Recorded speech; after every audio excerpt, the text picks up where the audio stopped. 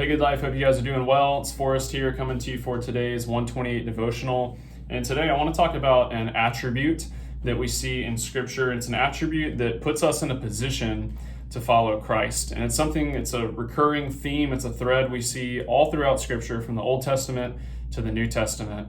And it's this. It's humility. That when we live in humility, we're positioning ourselves to follow Christ. And if there's one thing we talk about today, if there's one thing you want to take away from today, it's this, that I want you to live in humility. And we're going to look at how we can do that, what it looks like, just one quick way it looks like us living in humility today.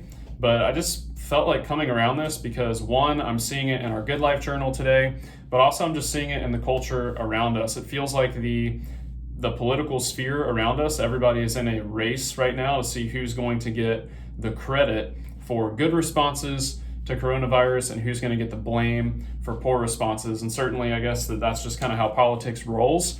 But it's just funny to me as a Christ follower that I see this common thread all throughout Scripture that the Lord opposes the proud, but he gives grace and he lifts up the humble. Yet all the leaders in our society, they're constantly in a struggle to figure out who is going to get the credit when things go well and making sure they don't get the blame when things go poorly. Now, maybe that's just human nature. However, I think the call on our life and the call on your life is to position ourselves in humility, to be a people of humility, and that way we can actually follow God. Now, I want to go into our Good Life journal today. This is going to be in our Old Testament reading, and we're going to see this. And we're going to look at kind of a song and a prayer that's written by a woman named Hannah.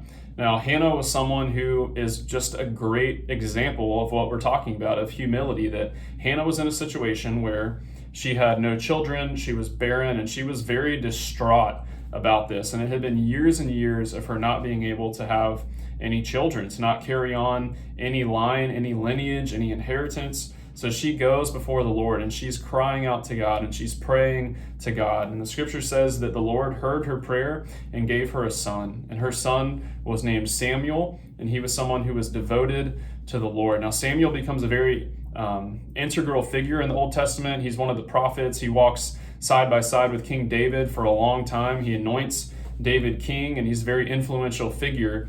And I just think it's a great reminder that all throughout Scripture we see this common thread of God honoring humility and also God using just very unlikely people. Like God writing his story throughout all of Scripture, we see God using people like Hannah, who is barren, to give birth to a Samuel who becomes a prophet. We see God using somebody like a Moses who has a speech impediment and uses him to lead the people of Israel out and be this crucial figure. We see God use somebody like the Apostle Paul, who used to be opposed to Christ and the church, to become the guy who penned most of our New Testament.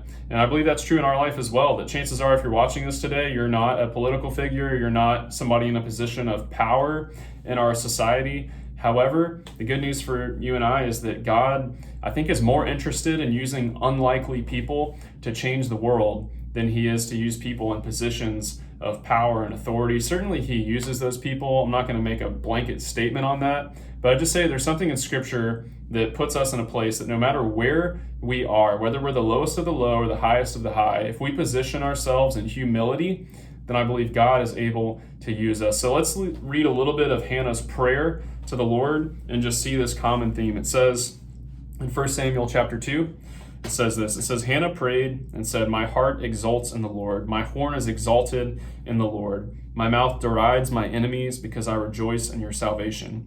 There is none holy like the Lord, for there is none beside you. There is no rock like our God. So talk no more so proudly. Let not arrogance come from your mouth, for the Lord is a God of knowledge, and by him actions are weighed." Now, watch just the juxtaposition we see here. It's just a constant list of juxtaposing ideas. It says, "The bows of the mighty are broken, but the feeble bind on strength. Those who were full have hired themselves out for bread, but those who are hungry have ceased to hunger. The barren has borne 7, but she who has many children is forlorn. The Lord makes poor and he makes rich. He brings low and he exalts. He raises up the poor from the dust. He lifts the needy from the ash heap to make them sit with princes and inherit a seat of honor. For the pillars of the earth are the Lord's, and on them he has set the world. And it's just a reminder to us today that if we're going to have the Lord use us in our life, I think we need to position ourselves in a place of humility. Now, how do we do that? What does it look like to position ourselves in a place of humility? Well, I think very simply in today's world, it just looks like us acknowledging the fact that our ultimate source of life and strength and everything we have is the Lord's. That our life is not our own, it's not in our own hands, that everything we have is the Lord's. And I would encourage you that whatever position you have today, whether you're the president, pretty sure you're probably not going to be watching if you're the president, or if you're just, maybe you even lost your job in this season and you're at home figuring it out, I would encourage you that with humility, let's look to Christ and know that he's still sovereign King of the universe, that he's in control, and whatever happens in today's world for good or for bad in our life, certainly I believe God is in the process of using human agents. However, God is in control, God is sovereign, and ultimately that should position us in a place where we say, you know what, this life is not about me, the world does not revolve around me, but God, you are in control. And remember, there's a common theme that we see throughout Scripture. God uses unlikely people to accomplish his purpose. He uses people like me, he uses people like you.